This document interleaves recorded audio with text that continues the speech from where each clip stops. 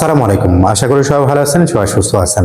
ফ্রান্সে যারা কিনা আশ্রয়ের জন্য আবেদন করেছেন এবং ইন্টারভিউর জন্য ভাবছেন, অবশ্যই সতর্ক হবেন এবং অবশ্যই চিন্তা ভাবনা করবেন। কারণ হলো ইন্টারভিউর যে প্রিপারেশনটা রয়েছে সেটা কিন্তু অনেকটা গুরুত্বপূর্ণ, সবথেকে গুরুত্বপূর্ণ।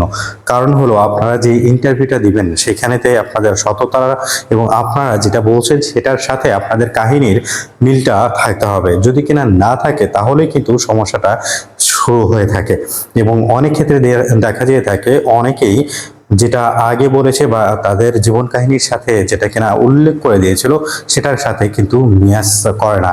এর কারণেতেই এই সমস্যাটা দেখা যেয়ে থাকে এবং তারা ভালো করে প্রিপারেশনটা নিয়ে থাকে না।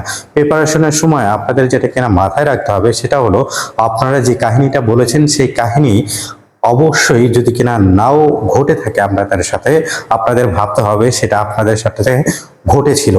এই জিনিসটা মাথায় রেখে আপনাদের কাজ করতে হবে। ভিডিওটা অবশ্যই শেয়ার করে দিবেন। আসসালামু আলাইকুম।